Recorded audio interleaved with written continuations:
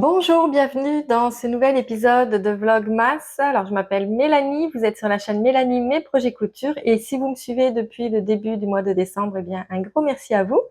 Si vous débarquez sur cette chaîne, alors, petite présentation. Donc, sur cette chaîne, je parle couture et tricot. Donc, c'est vraiment les deux passe-temps principaux que je partage avec vous ici, mais je fais également un petit peu de broderie, je fais des cosmétiques maison et un petit peu de point de point de croix, oui. Euh, Qu'est-ce que je fais d'autre? Du crochet, un tout petit peu. Je suis débutante. Enfin bref, donc c'est vraiment dans ces vidéos, je partage avec vous un petit peu toutes mes activités créatives. Et depuis le début du mois de décembre, donc je vous amène avec moi dans mes avancées tricot et couture. Et j'ouvre également un calendrier de l'Avent qui vient d'Hélène Biscotte. Donc, dans cet épisode, ça va être du tricot seulement, puisque je n'ai pas fait de couture cette semaine. Et en fait, j'ai été malade depuis mercredi, j'ai été malade. Donc, j'ai juste tricoté, mais j'ai rien fait d'autre. Alors, on va commencer par, je vais vous montrer tout ce que j'ai eu dans le calendrier de l'Avent depuis la dernière fois. Alors, donc ça vient toujours dans des jolies petites boîtes comme ça. Le numéro 10, c'était un peigne à tricot en bois. J'en ai jamais utilisé. J'imagine que c'est pour enlever les petites bouloches. En tout cas, il est super joli. Je sais pas. Ouais, ça coupe, donc ça doit être pour enlever les bouloches. Dites-moi si vous savez à quoi ça sert, mais je pense que c'est ça. Le 10, le 11, on a eu encore une laine. C'est une super sock 50 grammes et c'est un jaune moutarde. Alors autant les autres, il y avait une continuité, autant celui-là, je sais pas trop. Si je vous montre les autres, quoique c'est pas laid, hein. Non, c'est très joli en fait ensemble. C'est juste que c'est pas dans la continuité. Donc ça, c'était pour le 11. Donc la super sock.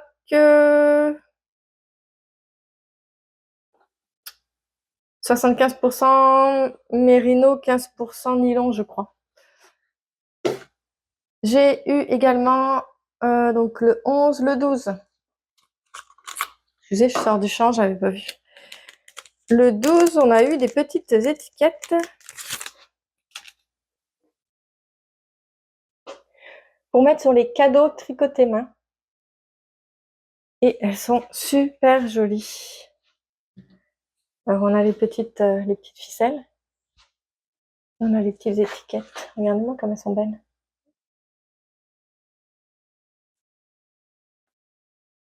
Elles sont tellement jolies que j'ai pas envie de les mettre sur des cadeaux. Moi, je veux les garder pour moi. C'est un peu égoïste, hein, mais en même temps, qu'est-ce que j'en ferais? Mais elles sont tellement belles. Regardez, celle-là comme elle est belle. Donc, super jolies. Petites étiquettes. Le 13, donc ça c'était hier, on a reçu un écheveau. Bah, ce sont des écheveaux qui se sont déjà mis en pelote, mais donc c'est une Kid Silk. 75% Kid Mohair, 25% soie, donc c'est 25 grammes. Évidemment, il n'y a toujours pas les couleurs. Les couleurs vont être probablement sur les patrons. Et c'est la première fois, elle est vraiment douce, elle est belle, elle est beaucoup, beaucoup poilue. C'est la première fois que j'ai une Kid Silk de chez Hélène Biscotte. Elle est vraiment belle. Donc c'est blanc, c'est naturel, c'est non teint. Elle est très, très poilue comparée à d'autres que j'ai déjà tricotés. Et celui d'aujourd'hui, le 14, c'est une super sock encore, 50 grammes. La super sock. Et alors celui-ci, il y a combien de couleurs? Pas mal de couleurs. Là, vous le voyez bien comme ça.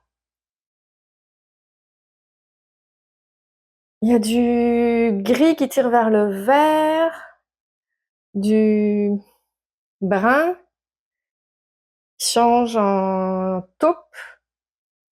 En tout cas, il est très très, il est beau, mais très difficile à décrire. Et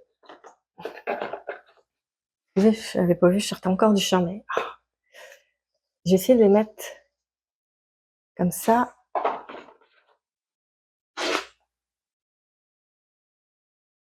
Je donne ça. Alors là, je sais pas trop. Est-ce que ça va aller avec? Est-ce que ça va être dans le même patron? Est-ce que ça va être un autre patron? Avec ça, je sais pas trop. Donc, surprise demain, puisque on est le 14, ouais. Je pense que le prochain patron, c'est le 15. En fait, on va en avoir le 15, 16, 17. On va en avoir plusieurs jours d'affilée des nouveaux patrons. Donc, hâte de savoir ce que je vais pouvoir tricoter avec tout ça. Bon, je vais leur mettre, il faut que je les garde dans les cases parce que comme il n'y a pas d'identification de couleur, pour les patrons, ils vont nous référer au numéro des cases. Donc, c'est pour ça que je les laisse dans les boîtes. Donc maintenant, je vais pouvoir vous présenter quelques tricots terminés et puis mes avancées sur les ouvrages que je vous ai montrés la dernière fois. À tout de suite. Alors, le premier projet... pardon. Voyons. Le premier ouvrage que je vais vous montrer, ce sont les moufles qui s'appellent Winter in Scotland de Christa Delka. Alors, je les ai terminés début décembre. Mais comme j'avais du stock à vous montrer avant, c'est pour ça que je vous les montre seulement maintenant. Alors, ce sont des moufles qui sont tricotés en jacquard. Et on a deux motifs différents, donc un petit loup, un petit mouton. Et le verso, recto, c'est ça, recto verso, qui est encore un diagramme différent. Donc, elles sont super chouettes. Moi, quand j'ai vu le modèle, j'ai craqué dessus. Je les ai tricotées. Je vais vous donner toutes les informations. D'abord, je vais vous parler du patron. Donc, le patron, je l'ai acheté sur Ravelry. Je vais aller vous dire le prix. 6,50 €. Moi, je l'ai payé 10 $, un petit peu plus de 10 $. Et je l'ai tricoté dans la taille S. Je pense qu'il y a deux tailles. Et elle nous dit si on veut faire plus petit ou si on veut faire plus grand, de juste changer la taille d'aiguille. J'ai utilisé pour les côtes. Pour les côtes, j'ai utilisé des aiguilles 2,25 et pour le reste de la moufle, j'ai utilisé les aiguilles 2,5. J'ai utilisé la Sandnes Garn Tin Peer Gint pour tricoter ce modèle. Donc, je vais vous montrer les pelotes et les couleurs que j'ai utilisées. Je vais commencer par vous montrer l'étiquette. J'ai utilisé comme couleur de fond, c'est du noir charcoal, je dirais. Les couleurs ne sont pas marquées dessus. Je ne sais pas si le numéro, c'est la couleur. C'est du 100% laine norvégienne. Ah, je suis en train de faire l'étiquette. Donc, c'est du 100% laine norvégienne pour ces trois-là, en fait, les trois, ouais. Je confondais avec l'autre qui avait des petits noppes, pas des noppes, mais avait des petits points de couleur dedans, l'autre. Mais non, ces trois, donc, ce sont des unis. Et je vais vous donner les noms des couleurs parce que c'est pas écrit sur les étiquettes, mais je les ai sur mon Ravelry. Ici, Light Grey Heather. Donc, c'est gris clair. C'est vrai, c'est gris très très clair. On a celle-ci qui est pink. Non, c'est pas pink. Il n'y a pas de nom. 46, 46 32. J'ai pas trouvé le nom. Et la dernière qui est charcoal. Ah, c'est ça, je vous disais. Donc, c'est pas tout à fait noir pur, c'est. Là derrière, on voit mieux. Ouais, c'est ça, c'est charcoal. Et c'était la première fois que je tricotais cette laine et super à tricoter. Ça pique pas, malgré que c'est la 100% laine. Elle est non superwash, donc au niveau du jacquard, ça fait un très beau rendu. Et après le blocage, ça fait vraiment des points bien définis. On va le mettre à l'endroit peut-être. Ça fait ouais, ça donne un très beau rendu, je trouve, avec un léger petit poil sur le dessus là. Ouais, si vous allez le voir, ouais, on le voit un petit peu là. Alors, très contente de la laine, très contente du patron, c'est très bien expliqué. Ce que j'aime beaucoup, c'est les poignets sont très longs. Si je la remets là, vous allez voir. Vous voyez, ça couvre bien le poignet, donc ça j'aime bien. Il y a le pouce qui est un petit peu serré, puisque là j'étais rendue en Magic Loop. Autant je les ai toutes tricotées avec des mini circulaires. Le pouce, bon bah j'ai fait en Magic Loop et avec du jacquard, bah, c'était un petit peu difficile. J'ai dû défaire. J'ai fait une première fois, c'était très très serré. J'ai redétricoté, puis j'ai refait moins serré, mais c'est quand même un peu juste. Mais sinon, ça se tricote très bien. Le jacquard, on a envie de voir la suite, donc ça avance assez vite. Donc on commençait par les côtes. Alors j'ai fait un montage qui est un peu comme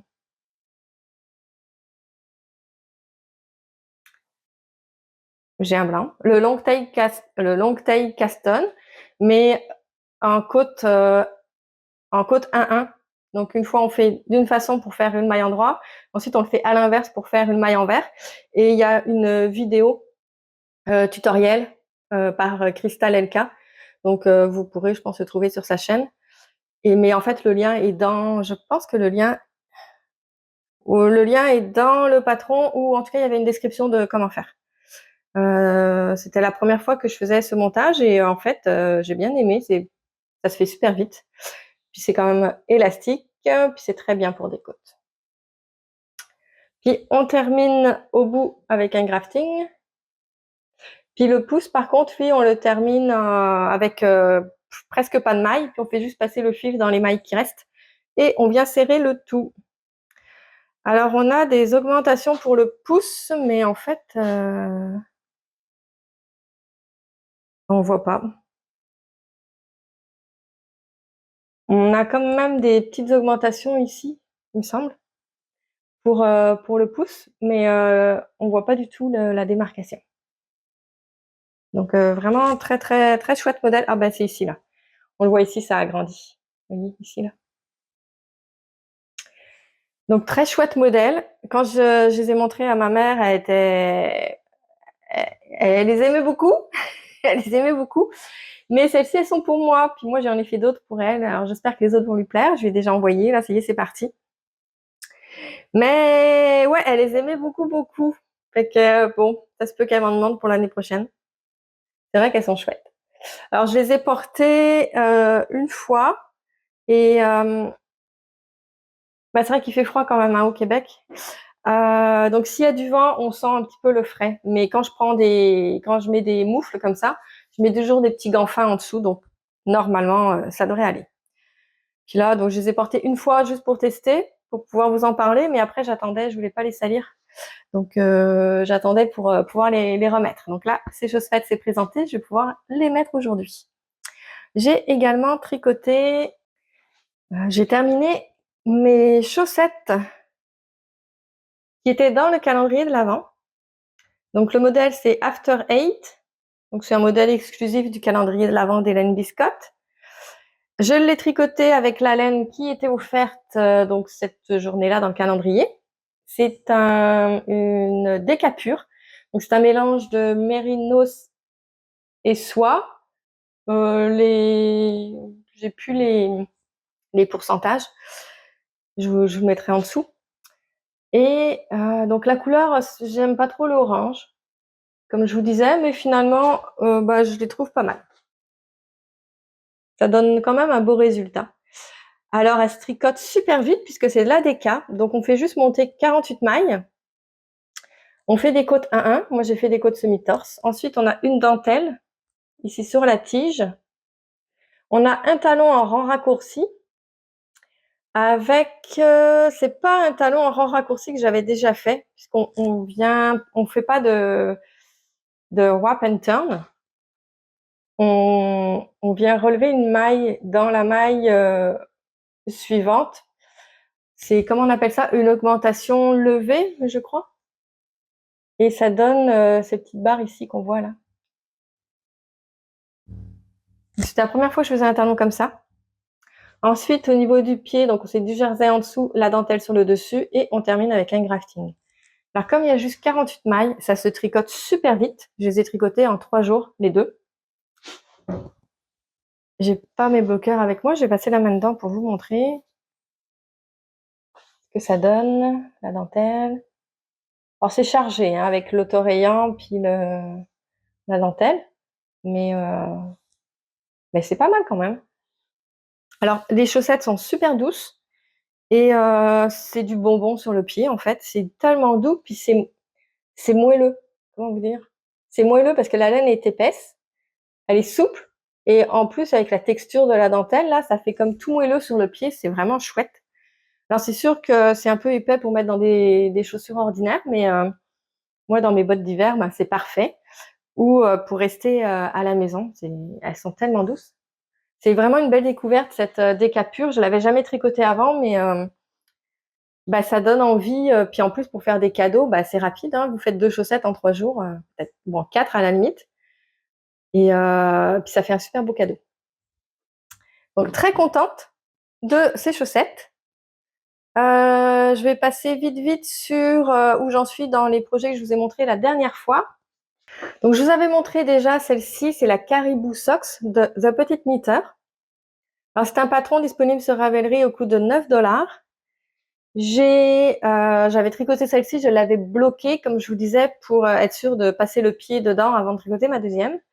Et j'ai commencé la deuxième en opposé, en couleur, couleur opposée à la première, en fait, ouais, c'est ça.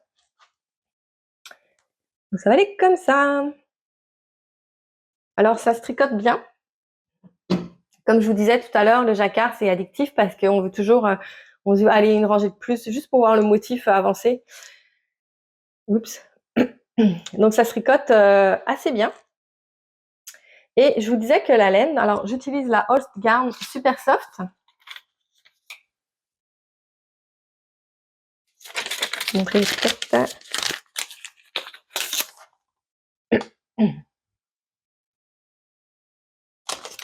Donc c'est une 100% laine.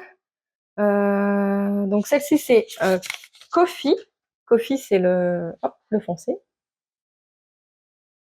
Et l'autre c'est Oatmeal, je crois, avoine. Ouais, c'est ça, Oatmeal. Donc c'est celle-ci, Oatmeal. Et je vous disais que donc c'est une laine qui est fingering, mais vraiment plus fine que la fingering que je tricote d'habitude.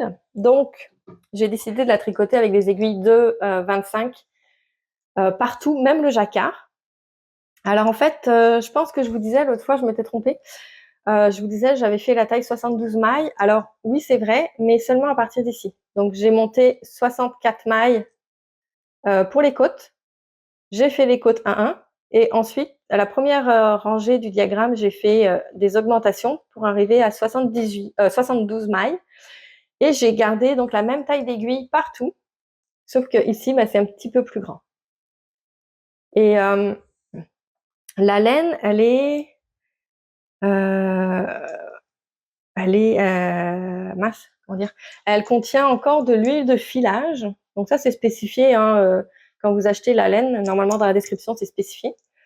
Peut-être sur celle-ci, vous verrez mieux. Et je vous disais, ça ressemble à de la ficelle au toucher. Et en vrai, quand on le lave, ça devient doux et ça fait plus du tout la même. Vous voyez bien là la différence? Ça fait plus du tout le même aspect.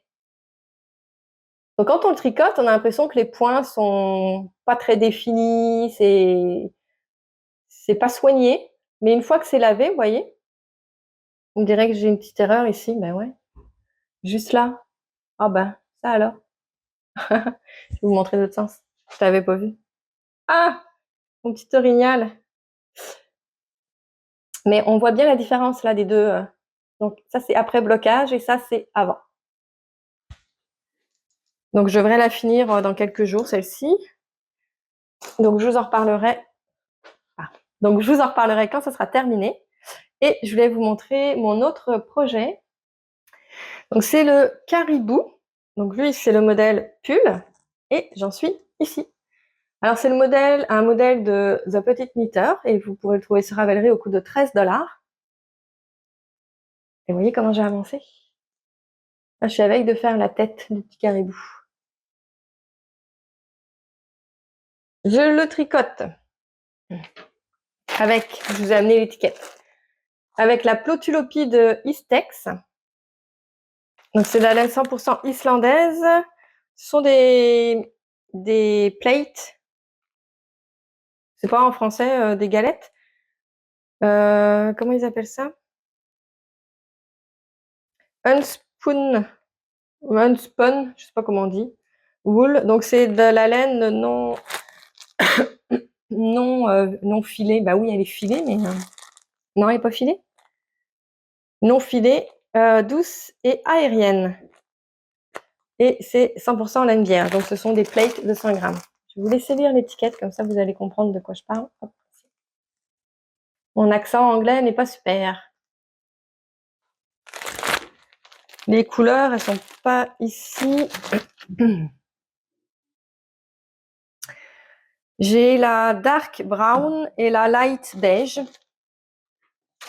Donc, ça ici, la dark brown et light beige. Et c'est de la laine qui est très très fragile puisqu'elle n'est non retordue, vous voyez. Alors c'est super délicat à tricoter, je vous avais dit, mais c'est vrai que passer les premières étapes, ça se tricote quand même bien. Alors j'y vais lentement pour être sûre de ne pas casser mon fil. Et à date, il ne s'est pas cassé. Donc ça, de ce côté-là, ça va plutôt bien. À l'intérieur, ça donne ça. Donc je pense que ça va être un pull très très chaud. Alors c'est un petit peu rêche, mais ça pique pas. Donc au cou, ça devrait bien aller. C'est sûr que je porterai quelque chose en dessous, hein. Mais ça, je le montrais à ma mère hier. Et elle me dit, oh, mais ça va pas piquer à ton cou et tout. Puis en fait, bah non. Je l'ai essayé, puis on sent que c'est de la vraie laine. J'avais fait un échantillon que j'avais bloqué, et puis après le blocage, la laine est un petit peu moins rêche. Donc non, je pense pas que ça va me déranger. Donc j'en suis très contente. Alors mon objectif, c'était de le terminer pour au moins le 31 décembre. Alors, je sais pas trop. Là, je suis vraiment dans l'étape qui est la plus longue, là, puisqu'on a vraiment du jacquard. On est à l'étape ici, là, donc sur le yoke. C'est à l'étape où on a le plus de mailles sur les aiguilles. Donc dès que j'ai terminé mon petit caribou, là, je vais pouvoir séparer les manches du corps. Puis il va y avoir quand même un petit jacquard, mais ça va être très répétitif, puis ça va être juste des points par-ci par-là, je crois. Donc ça devrait aller beaucoup plus vite une fois passé l'étape de séparation des manches. Donc je garde espoir, je vais peut-être réussir à le finir pour le 31 décembre. Alors pour pas me tromper, parce que c'est une laine qui est super difficile à défaire, à détricoter.